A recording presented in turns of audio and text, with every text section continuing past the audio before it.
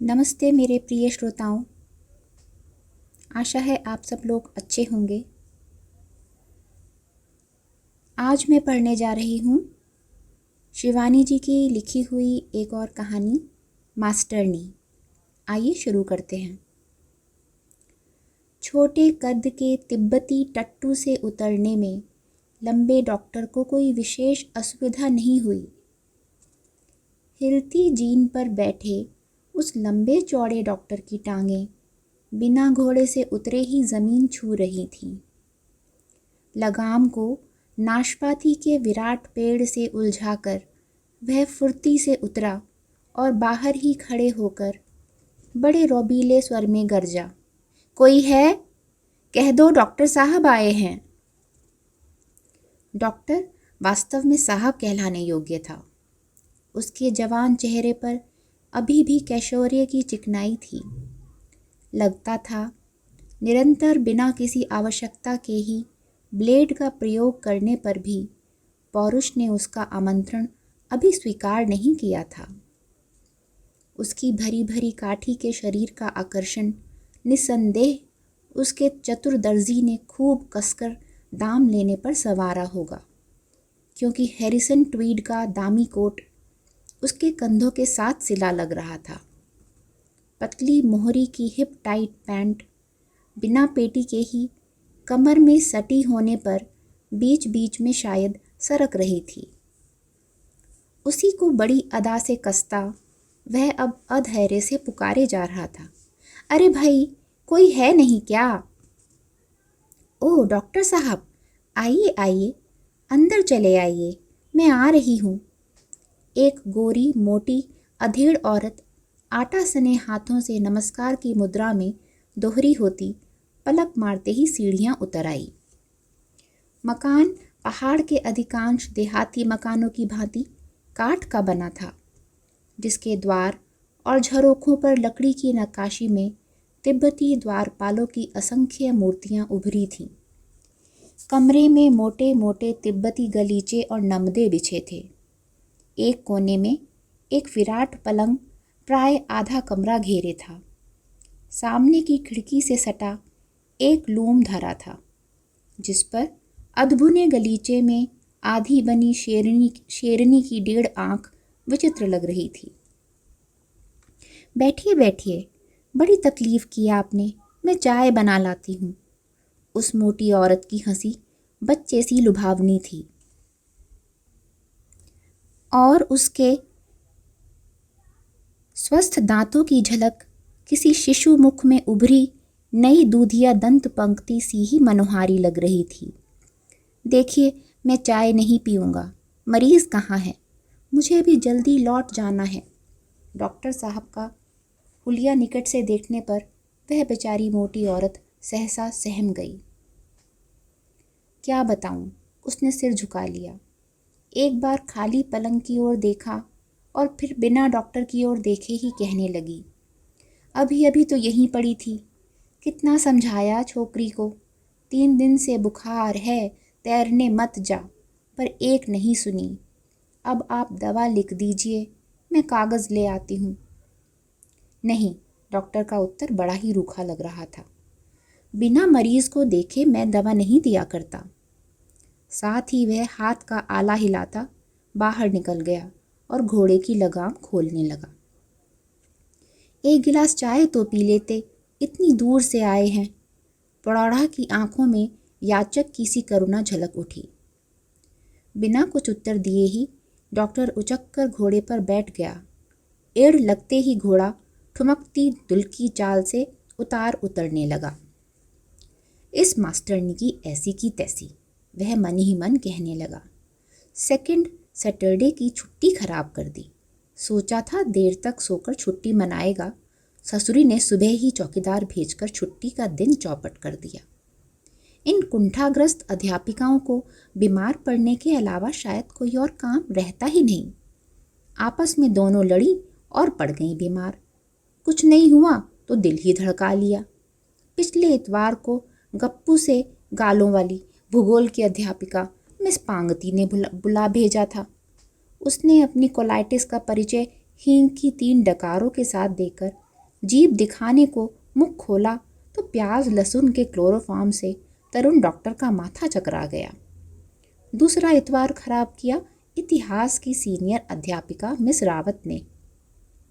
उसकी सूखी सोंठी सी देह का यौवन 10 वर्षों से सिंधु घाटी की सभ्यता पढ़ाते पढ़ाते स्वयं कहीं उसी घाटी में स्वयं से पूर्व ही दबकर मर गया था। उसे हिस्टीरिया के दौरे पड़ने पर तन बदन का होश नहीं रहता था। किसी भी पुरुष को देखते ही वह तीक्ष्ण नखा दौरा पड़ने पर नोच नोच कर भुरता बना देती थी। अब यह तीसरी मास्टरनी मिस सिंह। मन ही मन उसकी कल्पना कर डॉक्टर ने अपने को तैयार कर लिया था। सूखा पिचका चेहरा, स्टेरिकल फूहड़ हंसी और कुछ ऊंची बंधी धोती से झांकते क्रेपसोल के मर्दाने जूते। पहाड़ की किसी भी अध्यापिका को वह दूर से ही पहचान सकता था। बेचारा स्वयं मेडिकल कॉलेज से कैसी कैसी उर्वशियों के सानिध्य में 7 वर्ष बिताकर निकला था। उसकी सहपाठिनी केरल वासिनी सलोनी, डॉक्टर मैथ्यू, जो उसे अपनी एड़ी चुंबी चोटी के नाग पाश में बांधकर एर्नाकुलम में जाना चाहती थी।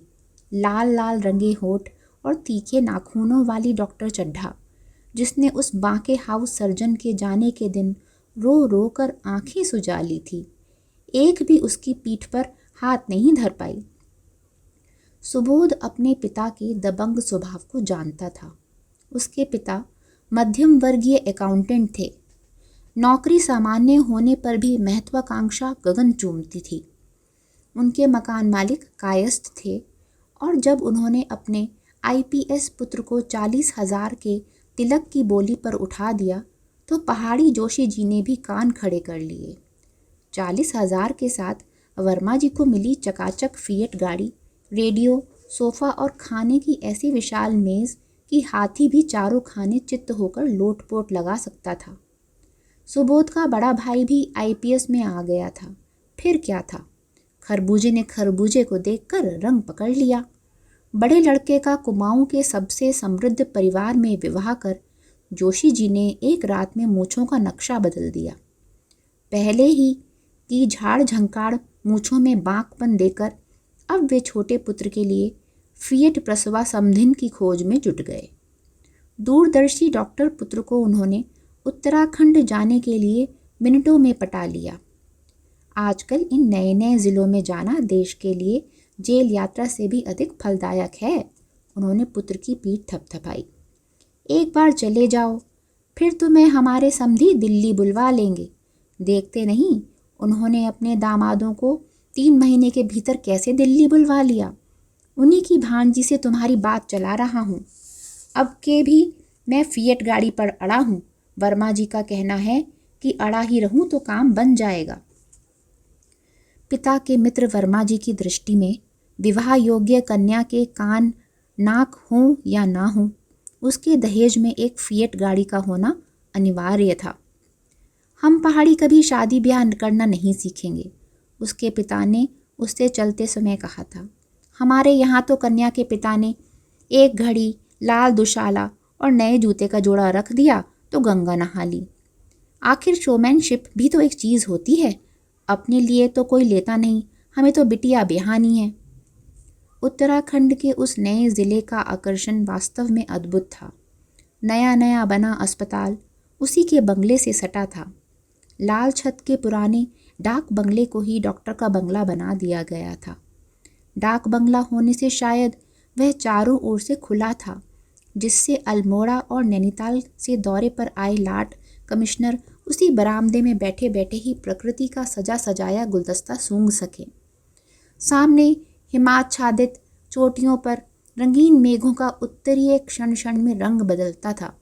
काली मिट्टी का एक भीम भूधर डायनामाइट की चोटी से शत विक्षत हो किसी मृत दानव की भांति बंगले का अहाता घेरे पड़ा था।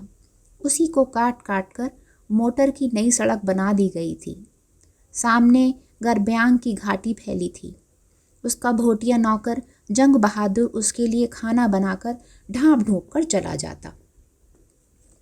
अस्पताल से लौटकर बड़ी देर तक अपने बरामदे में बैठा सुंदरी भाभी पत्नी के सपने देखता, जिसका काल्पनिक पल्लू उसके अदृश्य व्यक्तित्व का स्पर्श लेकर उसके गालों पर फरफराकर उसे पुलकित कर देता। एक बार उसने अपनी भाभी के साथ देखा था। लड़की असाधारण रूपसी न होने पर भी बेहद स्मार्ट थी। लखनऊ के लोरेंटो में पढ़ने से उसकी चाल ढाल में कहीं भी पहाड़ी लटका नहीं था। रंग सांवला होने पर भी मुखश्री अपूर्व थी। वह चश्मा पहनती थी और कटे सीधे बालों को घुंघराला बनाने के लिए प्रत्येक माह में एक बार दिल्ली जाती थी। फिएट गाड़ी की पृष्ठभूमि में नकली घुंघराले केशपाश फहराती आधुनिका भावी पत्नी उसे बड़ी प्यारी लगती। उस दिन भी वह उसी का मीठा सा सपना देख रहा था कि मास्टरनी के चौकीदार ने आकर सब गुड़ गोबर कर दिया। एक बार चलकर देख लीजिए सरकार, मिस साहब को बहुत बुखार है।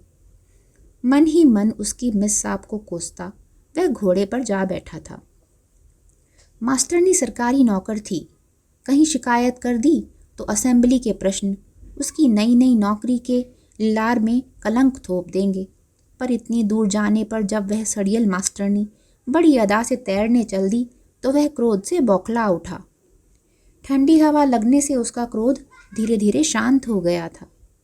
अचानक नुकीले उतार पर उसका घोड़ा अड़ने लगा।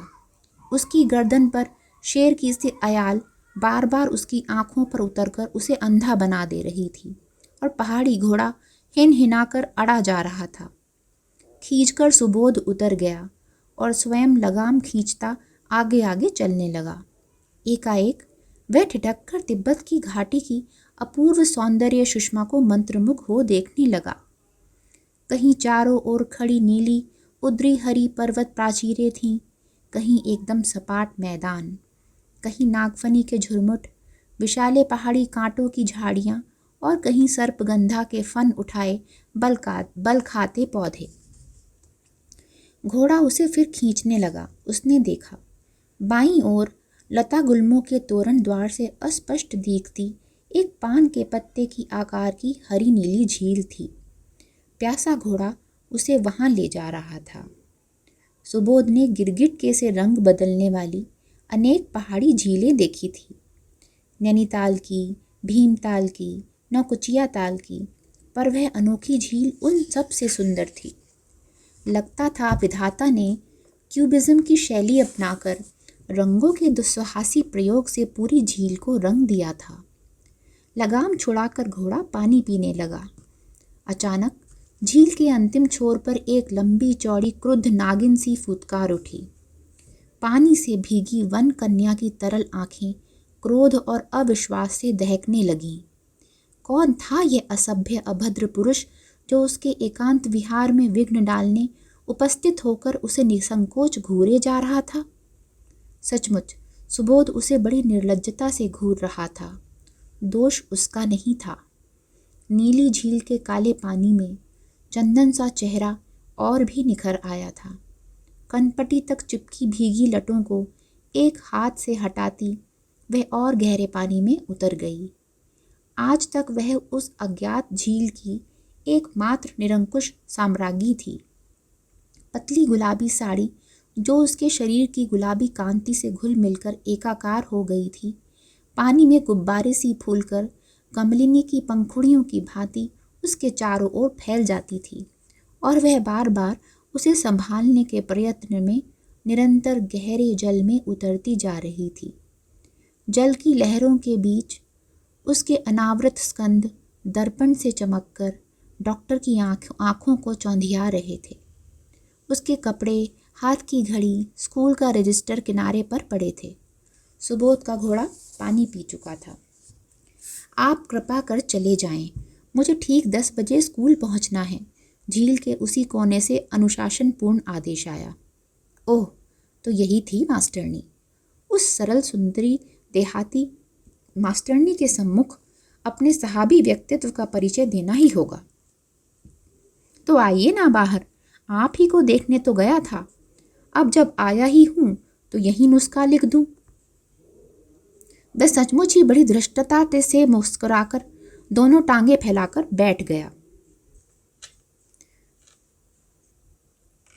प्रकृति की उस एकांत वनस्थली के रंगमंच पर हल्की फुल्की नौटंकी हो जाए तो क्या दोष था।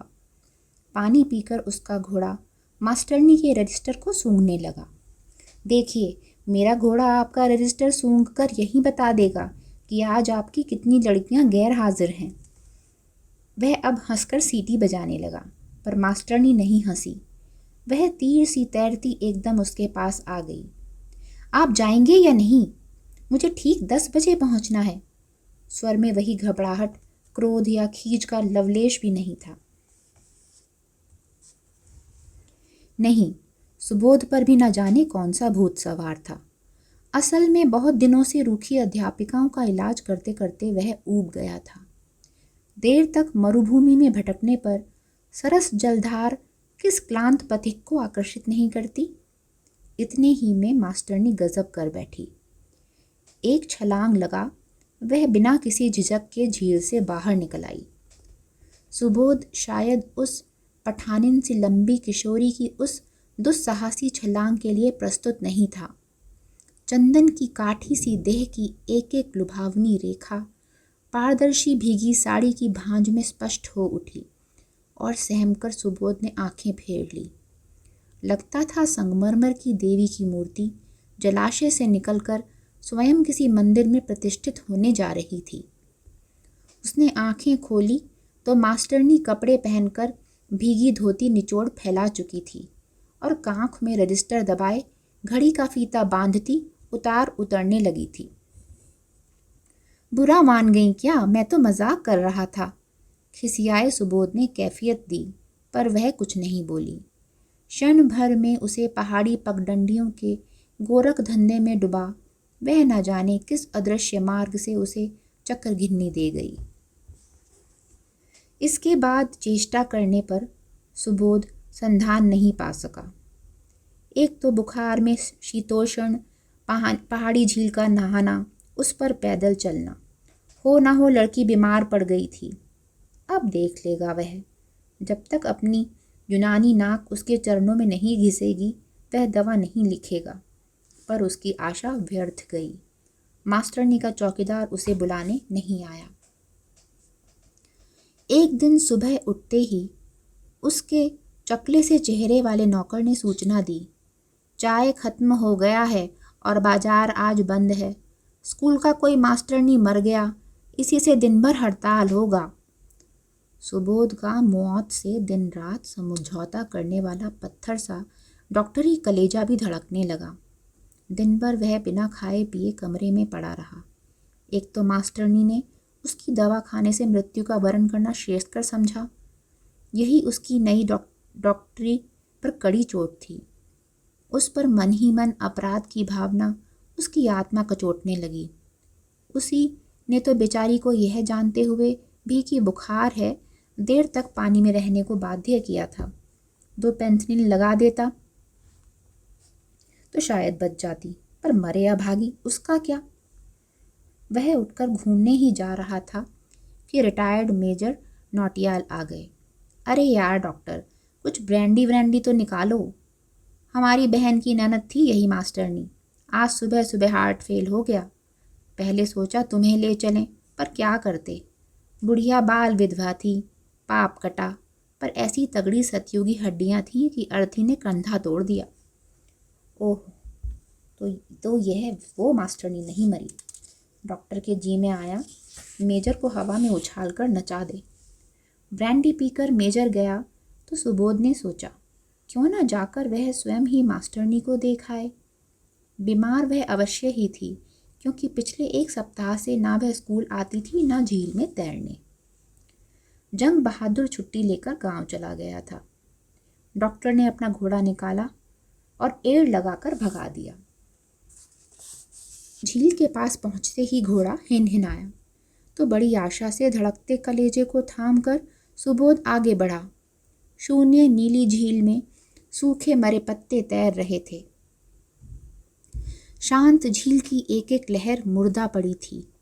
पानी पिलाकर उसने घोड़े की लगाम खींच ली। 20 मिनट में वह मास्टरनी के घर पास पहुंचा तो उसका उत्साह सहसा ठंडा पड़ गया। बिना बुलाए जाना क्या उचित था? तो क्या इतनी दूर आकर लौट जाए? कभी लगाम कसती और कभी ढीली होती देखकर घोड़ा अधैर्य से हिनहिनाया। साथ ही मास्टरनी की माँ बाहर आ गईं। अरे डॉक्टर साहब, आप! आश्चर्य से अपने दोनों हाथ फैलाकर उसने माथे से लगा लिए। हे भवानी मैया, तू सच्ची है। सुबह से ही मैं मना रही थी कि कोई माई का लाल मेरे डॉक्टर साहब को बुला दे तो मैं उसकी जूतियां चाट जाऊं, पर देखो मैया खुद बुला लाई। आओ बेटा, छोकरी 7 दिन से बाई ज्वर में पड़ी है। छोटे से पहाड़ी द्वार से अपना लंबा धड़ धनुष की प्रत्यंचा की भांति मोड़ता डॉक्टर भीतर गया। जहाज सा पलंग उसे ओवरसियर पिता की मृत्यु के पश्चात विरासत में मिला था। उसी पर मास्टरनी बिना हिला डुले मुर्दा सी पड़ी थी। उसकी लंबी वेणी पलंग के नीचे लटक रही थी। ज्वर की तीव्रता से चेहरा ताम्र पात्र सा दमक रहा था। आहट पाते ही वह उठ बैठी और बड़बड़ाने लगी। मैं पूछती हूँ जाते हो या नहीं? मुझे ठीक 10 बजे स्कूल पहुँचना है। यही हाल है बेटा, रात भर उठ उठ कर बैठती रही। क्या करूँ मैं हे भवानी? मास्टरनी की माँ व्याकुल होकर पलंग की परिक्रमा सी करने लगी। सो जा लली मेरी बच्ची, सो जा। देख डॉक्टर साहब आए हैं, अंग्रेजी दवा देंगे और बुखार उतर जाएगा। सचमुच ही शांत होकर मास्टरनी चुपचाप लेट गई। सुबोध ने ज्वर नापा, पसलियाँ खटखटाई, जीभ देखी। नहीं, सन्नीपात नहीं था, बुरी तरह ठंड लग गई थी। थोड़ी सी असावधानी से निमोनिया भी हो सकता था। मास्टरनी का स्वास्थ्य अनुपम था। उसकी रत्नगर्भा अपूर्व देहवल्लरी कड़े से कड़े रोग को भी पटखनी दे सकती थी। तीसरे ही दिन सुबोध की दवा ने उसे चंगा कर दिया। अभी भी वह बहुत दुर्बल थी। सहारा देकर माँ बिठाती और बड़े यत्न से सुबोध उसकी पुष्ट नग्न बाह में इंजेक्शन चुभाता तो वह भय से आंखें मीचकर माँ की पीठ में मुंह छिपा लेती। कभी कभी पीड़ा से उसकी आंखें छलक उठती तो सुबोध के जी में आता अपनी बाह में भी सुई घोंप ले।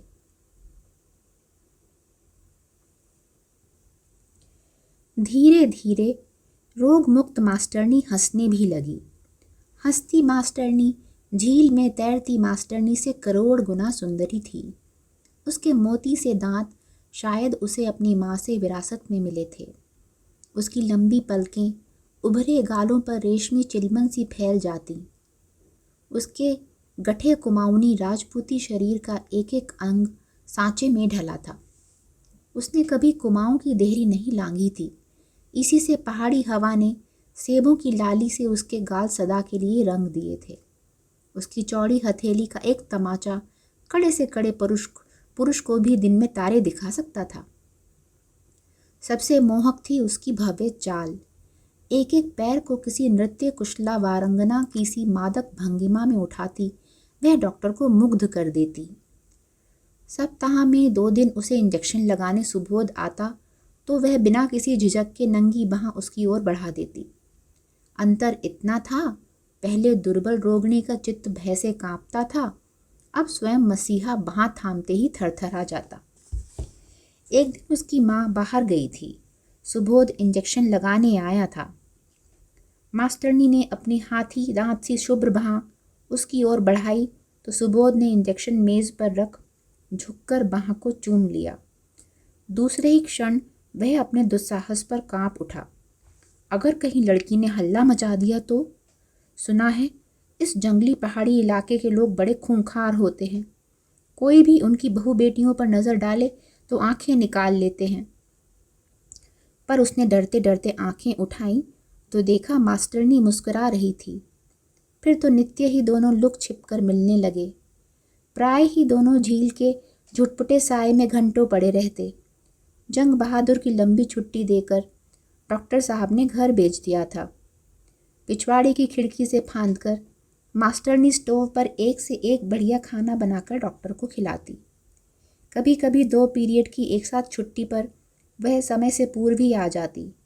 डॉक्टर अस्पताल से लौटकर आता तो देखता उसके पलंग पर हाथ पैर सिकोड़े बिल्ली सी मास्टरनी सो रही है। वह उसकी सुडौल नाक पकड़कर दबा देता और कान के पास फुसफुसाता, अरे खसनी उठ, उस संबोधन से मास्टरनी बौखला जाती। उठते ही रजिस्टर खिड़की से फेंक वह स्वयं कूदने का उपक्रम करती कि उसके शुभ्र चरण चूम चूम कर डॉक्टर उसे मनाता। अच्छा माफ़ कर भी दे, अब कभी नहीं कहूँगा। मास्टरनी बड़ी देर तक उसे क्षमा नहीं कर पाती। यह ठीक था कि पहाड़ की राजपूतनी को गर्वीले ब्राह्मण खसड़ी कहकर पुकार सकते थे, पर यह ब्राह्मण क्या अभी भी उसे ब्रह्मद्रोही समझता है जब वह उसे अपना सब कुछ दे चुकी है। कभी कभी वह उसकी लापरवाही से इधर उधर फेंके गए कपड़ों को संभालती, कभी उधड़े स्वेटर को ठीक ठाक करती, कभी उसकी लावारिस चादरों में नाम लिखती। मास्टरनी का हर काम सुघड़ होता। चिट्ठियाँ लिखती तो लिफाफे की प्रत्येक भांज कायदे से मुड़ी होती। खाना बनाती तो सब्जी के छिलकों तक को चौखट में चढ़ाकर रख देती। डॉक्टर उस अद्भुत नारी के प्रत्येक गुण को आश्चर्य से देखता था। विधाता ने कहीं तो कोई दोष रहने दिया होता। 3 महीने की विवेक भ्रष्ट अवधि में युगल प्रेमी बहते बहते बहुत दूर निकल गए। प्रेम के ज्वार भाटे में मास्टरनी राजेश्वरी गले तक डूब चुकी थी, पर सुबोध को चिंता का घुन लगने लगा था। उसके पिता का पत्र आया था कि दशहरे को उसके टीके का मुहूर्त निकला था, छुट्टी लेकर उसे आना होगा। पिता के पत्र ने उसकी छाती में गोली सी दाग दी। राजेश्वरी से विवाह की बात वह जुबान पर नहीं ला सकता था। आज तक कुमाऊं के इतिहास में किसी ब्राह्मण पुत्र ने क्षत्रिय कन्या से विवाह करने का दुस्साहस नहीं किया था। अपने चित्त की दुर्बलता पहचान लेना मनुष्य के लिए सबसे बड़ा अभिशाप है। रात रात भर उसे वही अभिशाप दग्ध कर उठता। नित्य वह जी कड़ाकर राजी से बात छेड़ने का संकल्प करता था, पर खिड़की से धम से कूद कोने में रजिस्टर फेंक वह भागकर उसके गले में दोनों बाहें डाल देती और उसके सारे संकल्प ढेर हो जाते। झील में वह एक दिन मछली सी तैर रही थी। कभी कभी खिलवाड़ में किनारे लेटे अपने प्रेमी के दोनों पैर पानी में खींचकर चूम लेती और स्वयं खिलखिलाकर दूर छिटक जाती। कभी कुशल तैराक सी डुबकी में सिर इतनी देर तक छिपा देती कि सुबोध व्याकुल होकर पुकार उठता, राजी बाहर निकलो जल्दी, क्या मजाक हो रहा है ये। हंसती जलपरी अपना कमलिनी सा उत्फुल्ल चेहरा बाहर निकाल देती। बड़े प्रयत्न से सुबोध ने प्रसंग छेड़ा, राजी कभी तुम्हारी बदली हो जाए, ताल भी ना रहे और मैं भी ना रहूं, तब तुम क्या रह जाओगी। पानी में तैरती रसिक प्रिया ने अपना धड़ पानी से बाहर निकाल लिया। पानी की असंख्य कुंजर मणियां शुभ्र ललाट पर झलक उठी। क्यों, मैं रह जाऊंगी मास्टरनी, क्यों मैं रह जाऊंगी मास्टरनी। फिर वह तैरना बंद कर भीगे ही कपड़ों में उसके पास आकर लेट गई। जीवन के कुछ अमूल्य क्षण ऐसे भी होते हैं जब मुखर से मुखर व्यक्ति को भी नियति गूंगा बना देती है। सुबोध कुछ नहीं कह पाया। पार्श्व में लेटी जलपरी को उसने बाहों में भर लिया। दूसरे दिन दशहरे का एक दिन और कम हो गया। मास्टरनी नित्य नियमानुसार आई, स्टोव जलाकर चाय का पानी चढ़ाया। सहसा सुबोध का चेहरा देखकर उसे सांप सूंघ गया। नारी को विधाता ने अलौकिक सूक्ष्म दृष्टि दी है। किसी भावी अनिष्ट को वह पशु किसी तीव्र घ्राण शक्ति से सूंघकर स्वयं ही अनमनी हो जाती है। क्या बात है सुबोध, वह बड़े लाड़ से उसके पास सरक आई। सुबोध उस निष्पाप किशोरी को अब और नहीं छल सकता, सब कुछ कह गया। पिता की महत्वाकांक्षा, भाभी की बहन और अंत में स्वयं उसकी विवशता। क्षण भर को मास्टरनी का चेहरा इतना पीला पड़ गया कि वह अज्ञात आशंका से कांप गया। कहीं कुछ उपद्रव तो नहीं हो गया, तब तो विवाह करना ही पड़ेगा। अब शायद वह उठकर अपनी चौड़ी राजपूत हथेली का करारा चांटा उसके गाल पर धर देगी, पर नहीं, मास्टरनी कुछ नहीं बोली। वह धीरे से उठी, मेज पर धरा रजिस्टर कांख में दबाया और बिना उसकी ओर दृष्टिपात किए द्वार खोलकर निकल गई। उसके सर्वहारा महान प्रेम का कितना सस्ता मूल्य आका गया था। उसी व्यथा और लज्जा से वह स्तब्ध हो गई थी। उस गर्वीली राजपूतनी के अक्खड़ स्वभाव को सुबोध जानता था। वह जा रही थी और सुबोध खिड़की से देख रहा था। वह पहले उसे कभी दिन डूबे अकेले नहीं जाने देता था। उसी पगडंडी पर नरभक्षी शेर का आतंक था, पर आज उसे इस नरभक्षी से बड़ा नरभक्षी कौन मिल सकता था। गर्दन ऊंची किए मास्टरनी धीरे धीरे पगडंडी से ओझल हो गई। दूसरे ही दिन सुबोध सुबह सारा सामान बटोर कर चला गया। बड़ी धूम से टीका चढ़ा। उससे भी धूम से विवाह हुआ। समृद्ध ससुर ने पुत्री जामाता को हनीमून के लिए कश्मीर भेज दिया। कभी कभी हनीमून के मधुर स्वप्नाकाश पर तैरती जलपरी आ जाती तो वह व्याकुल हो उठता। लगता पानी से भीगी देह परिमल उसे उत्तराखंड की ओर खींच रही है, पर दूसरे ही क्षण पार्श्व में लेटी नई नवेली उसे खींचकर लिटा देती। लौटने तक उसकी नियुक्ति दिल्ली में हो चुकी थी। अब वह नई फिएट में घूमता, नए फ्रिज का ठंडा पानी पीता और नई पत्नी के पीछे हाथ बांधे घूमता रहता। विवाह को 1 वर्ष हो चुका था। जलपरी अब बासी पड़ चुकी थी, पर अभी भी उसकी पत्नी कभी गुसलखाने से नहाकर निकलती तो उसके भीगे बालों को सूंघते ही उसके नथुने फड़कने लगते। इसी बीच उसे मामा के पुत्र के विवाह में नैनीताल जाना था। ससुर ने पुत्री को नहीं भेजा। पहाड़ के घोंसले से मकानों में दिल्ली निवासिनी उसकी लाडली का दम घुट जाएगा। झल्लाकर सुबोध अकेला ही चल दिया। लौटा तो बेहद भीड़ थी। एक तो जुलाई में नैनीताल से काठ गोदाम को चलती प्रत्येक बस ठसाठस भरी जाती है। उस पर उन दिनों किसी फिल्म की शूटिंग चल रही थी। बड़ी कठिनता से लोअर का टिकट लेकर वह एक बुढ़िया की पोटलियों से टकराता बैठ ही पाया था कि सामने की सीट पर दृष्टि पड़ी। अपनी परिचित मुद्रा में गोद में हाथ पर हाथ धरे मास्टरनी बैठी थी। वही थी, इसमें कोई संदेह नहीं था। उस चौड़ी पीठ और भव्य गर्दन की स्वामिनी और कोई हो ही नहीं सकती। अरे राजेश्वरी, तू कहाँ? ले, खूब भेंट हुई। एक मोटी सी औरत भागती भागती उसकी खिड़की के पास खड़ी हो गई। क्यों, क्या बदली हो गई? हाँ मौसी। प्राणों से प्रिय चेहरा तिरछा हुआ। सुभग नासिका से वही बल पड़े जो उसके मुस्काने पर पड़ा करते थे। पीलीभीत जा रही हूँ। अरे क्या बनकर गई, हेडमास्टरनी? नहीं मौसी, मास्टरनी। तेरी अम्मा। वह औरत अभी भी हाँफ रही थी। एक हाथ आकाश की ओर उठा बड़ी उदासी से राजी मुस्काई। वहाँ। हे राम, क्या बीमार हुई? क्या उम्र है तेरी और एकदम अकेली? दयालु मौसी की सहानुभूति और मास्टरनी का उत्तर ड्राइवर के हॉर्न में डूब गया। वह बड़े अधैर्य से हॉर्न बजाता उस बूढ़े यात्री को कोस रहा था जो ठीक बस छूटने के समय उतरकर नाली पर बैठा लघु शंका से निवृत्त होने लगा था। क्या बताएं साहब, ड्राइवर बोल उठा। इन बूढ़ों के मारे आफत है। घर से कुछ कर धर के चलेंगे नहीं, जहां नाली देखी बैठ गए। अब शायद बुढ़ज्यू 10 दिन की एक साथ करके उठेंगे। उठो हो गुरु। साथ ही पूरी बस के यात्री ड्राइवर की रसिकता पर हो होकर हंस उठे। अकेली मास्टरनी नहीं हंसी, सिर झुकाए चुपचाप बैठी रही। सुबोध अब और नहीं देख सका। हाथ का सूटकेस उठाकर पिछवाड़े के द्वार की ओर बढ़ गया। अरे हुजूर, कहाँ? कंडक्टर ने आश्चर्य से पूछा। अचानक एक काम याद आ गया, कल जाएंगे। टिकट बेचकर पैसे तुम रख लेना।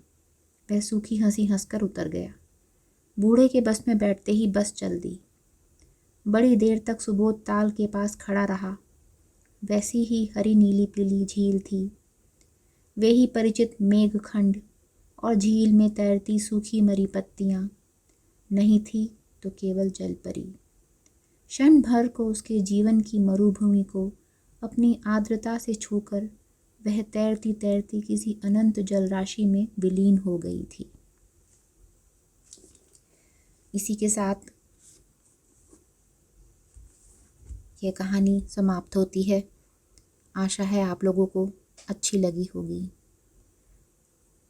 चैनल पर आते रहिए और मेरी पढ़ी कहानियाँ सुनते रहिए।